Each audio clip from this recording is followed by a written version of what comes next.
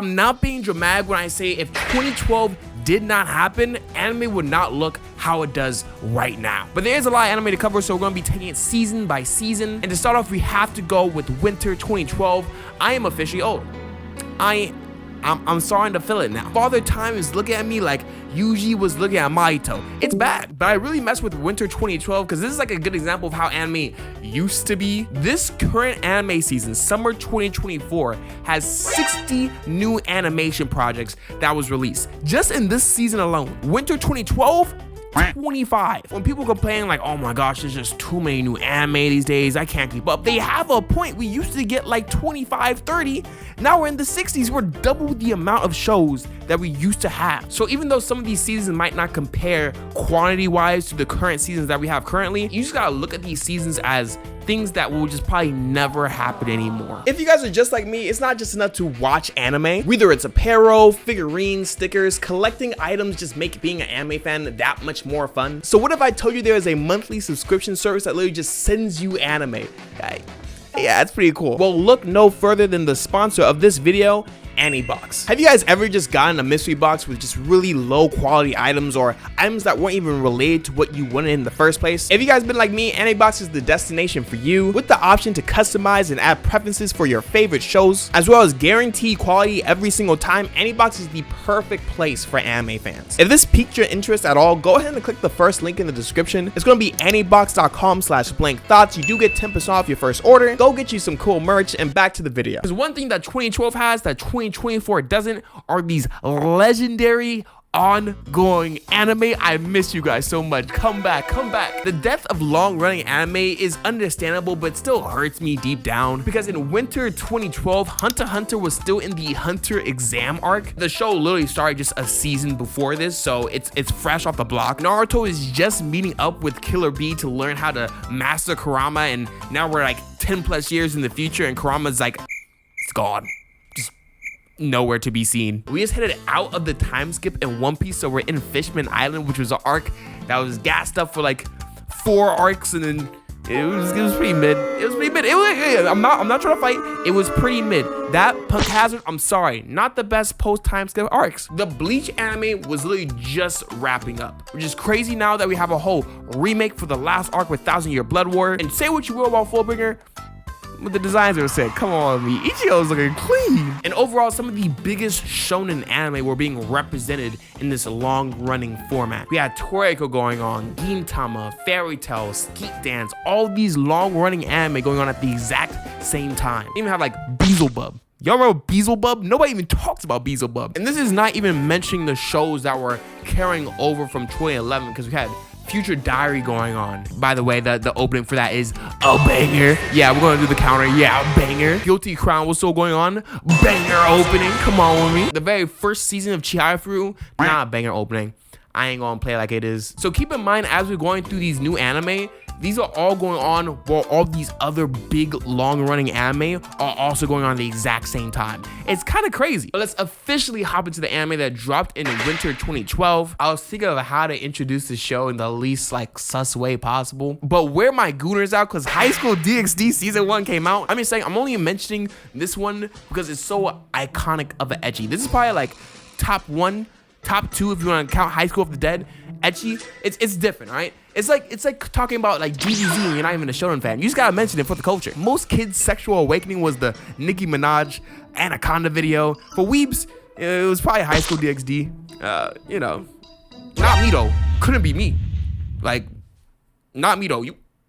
Not me. Another is the name of the show. Another dropped this season, and it probably is the best horror anime we've ever gotten. I just don't think horror anime work. I just don't think the medium fits horror anime. Horror manga, I totally understand. That shit be like creeping me the fuck out. Horror anime, I don't know if it's the art style. I don't know if it's the color. I don't know if it's the soundtrack. I don't know if it's the animation. I don't know what it doesn't do. It just doesn't work. Daily Lives of High School Boys. Is this actually the funniest show of the 2010s? For sure, this year is the funniest show this year by far. If you haven't watched it, you're really behind on the times. And it's literally just boys doing like boy shit. Like, I don't know, like you just gotta peep. Nisei Monogatari dropped and you're standing in the presence of a phenomenal Monogatari hater, because the series is mid. And I gave it a chance. You know, I did Bake, I did the other Bake, I did Nisei, I did Owari. What is it? It's like Neko. I done all of them. You know, I went through the gauntlet. I'm over it. But this one doesn't have like the pedo in it. So out of all the Monogatari's, it's not bad. I am about to be so incredibly biased right now. And this is probably gonna sound really bad. I'm just slandering Monogatari like this, but this show's not even that bad, man. This show's not even that bad. This also looks bad because the first series I mentioned was High School DxD, but that is the most influential. Anyways, but you know what they say? You never forget your first tsundere, and this is my first tsundere, so I have no choice but to stand. I know Natsu also came out, and anyone want to guess what this show looks like? Anyone at all? Doesn't look familiar to any other rom-com. Any other rom-com. We got 2 that we could pick from. All I'm gonna say is, if you like 2010 rom-coms and you like aliens, yeah, you should probably peep it. It seems like it's down your lane. But for the most part, Winter 2012 is so cool to look back on because you don't really get seasons like this anymore. Again, you get those 60 episode seasons with a bunch of isekai and a bunch of really odd rom-coms and your occasional big shonen hit. And that's what the seasons that we get now, which I'm not really complaining. I really like anime seasons these days, but this is the era when anime stopped to feel like this. So let's hop into spring 2012. I'm gonna say 2012 might have been the start of the sports renaissance, which I'm gonna call it. Because during this time, we got Kuroko No Basket Season 1. Say what you will about Kuroko No Basket. Sure, is it Dragon Ball Z, but on a basketball court? Sure, we all agree on that. But correct me if I'm wrong, but like, name a iconic sports anime in between Slam Dunk and Prince of Tennis, and then Kuroko No Basket and the thousands of sports anime we got after that. What, like Hikaru no Go?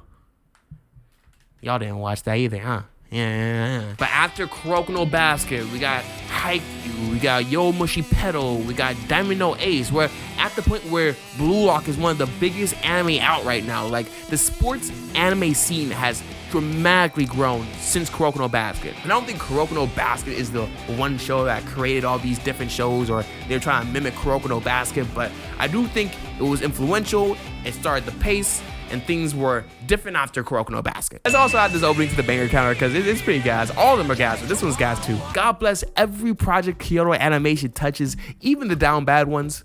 We'll respect you as well. I'm gonna be honest, I'm not the biggest fan of the mystery genre in anime as a whole, but by far, Hyouka is one of the best examples of how a studio made slice of life and mystery so mesmerizing and entertaining just from a visual standpoint. Fate Zero Season 2, yeah, I'm not a big fan of Fate. I'm not gonna talk about it too much. I'm gonna be honest. I'm telling you guys, I have the option to be such a hater throughout this entire video. I'm holding myself back.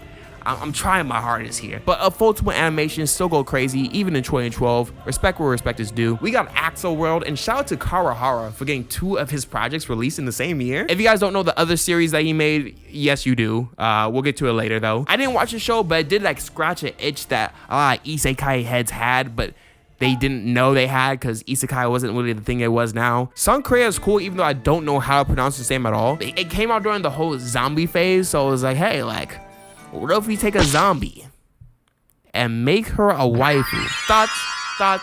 Thoughts? Yes. Money, and more money. I'm a big fan of it too. Let's make it an anime. Come on now. Well, where are the motherfucking Medaka Box fans? What y'all know about Medaka Box? This is how you do a super powered high school fantasy and do it right. If y'all play J-Star's Victory Versus, Medaka was clean. The powers are unique at the same time, like overpowered in a fun way. It is a little over the top sometimes with the edginess for a high school anime, but you know, I'm for it. I'm for it. And honorable mentions, because I haven't personally watched the series, we got Kids on the Slope that is really highly rated and I heard really great things about. Jormagan came out. I really want to watch the series. I just don't know anything about it, but it looks really sick. And there are just a bunch of just die-hard Space Brothers fans. Like, for 2 bros going to space, like, people like love this series. So hey, I'm gonna put it in there, but y'all tell me why I gotta watch it, because bros in space, I don't know, it just didn't hook me. Why does the Chibi Naruto show have better animation than my goats, than my faves? Look at this Tokyo Avengers scene. Like, how are you gonna do this? This show's giving me a headache again. If you guys want to hear me talk about it, go check out my last video, but I've said what I had to say about this. Lupin the Third, the woman called Fujiko Mine. I gotta put this in here because I love that ending theme. Oh my gosh, it's fire. Plus, you know, Fujiko Mine. She a baddie. She cute as fuck. What am I gonna say? Alright guys, it's summer 2012. Even though this is probably the most impactful season of the year, it's also the worst anime season that we got this year. Probably the most top heavy season of anime I've ever seen in my life. Yeah, let's get the elephant out of the room. We got Sword Art Online. Have y'all heard of this series? Oh, is this a sleeper? Oh, I haven't heard that Sword Art Online. I really credit two shows for making anime the huge juggernaut that it is right now. It's SAO and it's Attack on Titan. These are the two. If you want to blame every anime season now having that one isekai with that generic black hair character that goes into this RPG world and has a cast of waifus as their entire team, SAO did it first. Not even that they did it first, because that's cap.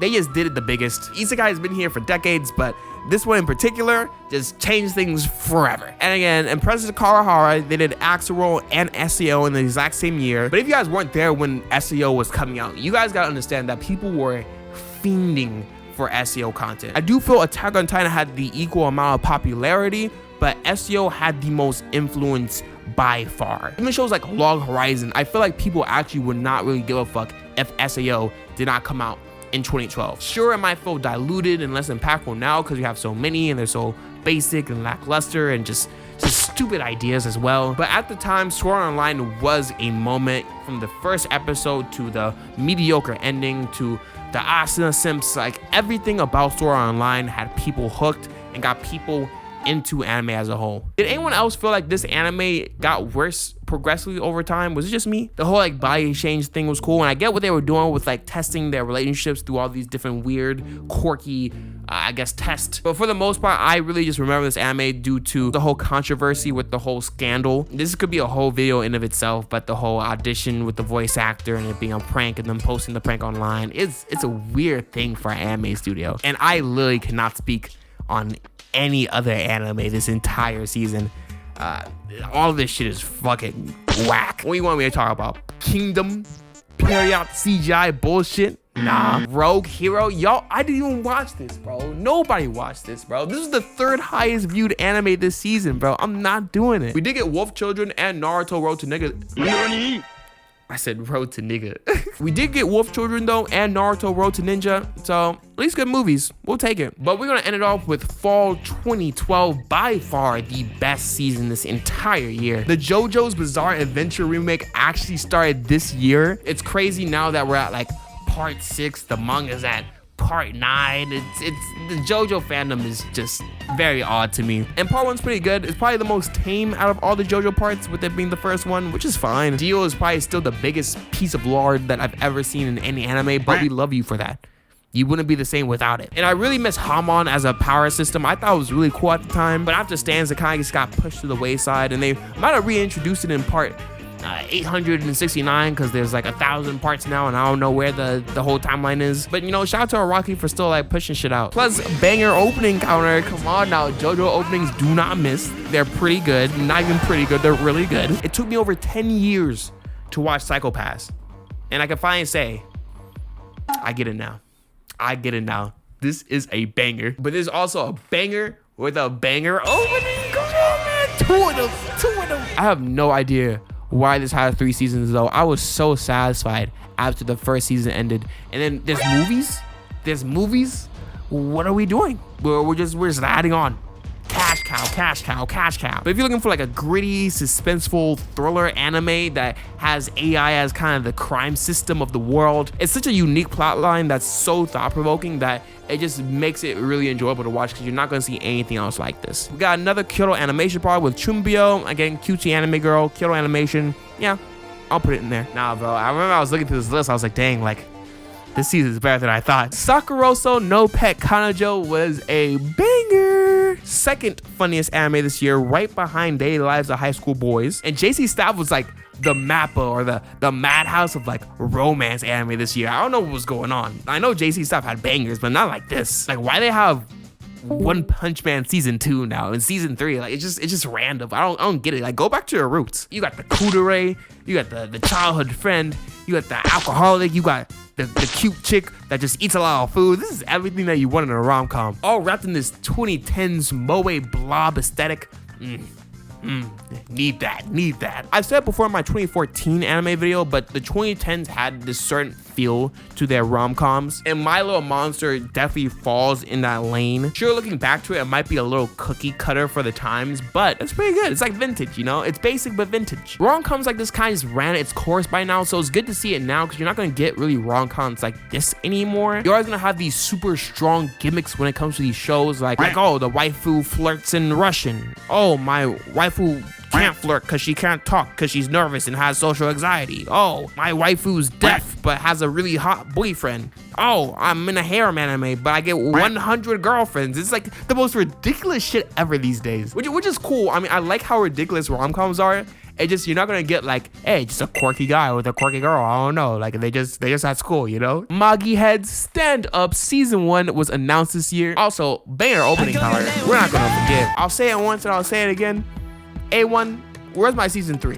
You're too busy gooning and animating A2 and Nier Automata that you can't give us a season 3 of Magi. I don't want to hear it. Season 1 is still prime time. I love it. And getting introduced to Alibaba, Aladdin, Morgiana, Sinbad, all in probably one of the most grand fantasy worlds in anime.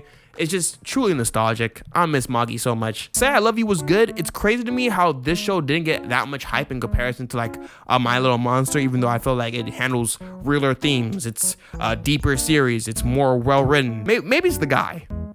Anyone else just want to like punch him? Like, I don't know, like, I think it's the hair. I just don't mess with his hair like that. I just think it just looks douchey. I don't know, maybe it's just me. I'm just gonna get all the romances out of the way because it was a big romance year. Anyone wants a reverse romance of Spice and Wolf? Raise your hand. I'm being very disrespectful right now. I take it back. I have not watched a single episode of Kami-sama Kiss. I'm literally just trolling. This is probably nothing like Spice and Wolf. We got some honorable mentions as well. We're gonna start off with Batum. I heard it's really good. I just really know it for the opening though. Shinsekai Yuri is also rated really high, and it's another A1 work. I don't know what A1 was on this year, but they got some bangers. But I mentioned K because the Bishoujo heads, you know, were fucking with this series pretty heavy back in the day. Am I sleeping on Blade of Tempest? It looks really good, but I just don't know if it's like actually good. I don't know if it's just like fake good. I promise you, I'm not this big ecchi head, all right? This is the last one of the day. I'm just putting it out. These are iconic ecchi anime, guys. It's not even like that crazy, bro. Like, everybody knows this shit. I know the Bakuman anime is really good. It's just like, why would I watch a manga about making manga in an anime format? Like, why not just read the manga? That's what I did. It was good. I had a great time. I'm just saying, I understand why I got an anime. I'm just not indulging in that series like that. Where my Kintama fans at? Where's my Kintama fans at? Nobody watched Kintama? Gintama? The fuck is that? You guys know the 5th season of Initial D came out this year? This show started in 1988. Why is it taking so long? But overall, you can see how big of an impact 2012 had on us. 2012 gave us the start of the isekai era with Sword Art Online, the beginning of the sports renaissance with Kuroko No Basket, and long-running anime absolutely flourishing while slowly approaching their end. It's one of those years that literally set up the stage for anime years to come. But what is your favorite anime this year, and did I miss any from the list? Guys, make sure to leave a like and subscribe if you want to hear me talk about other older anime from the past. Guys and gals, thank you guys for watching once again. These were my blank thoughts.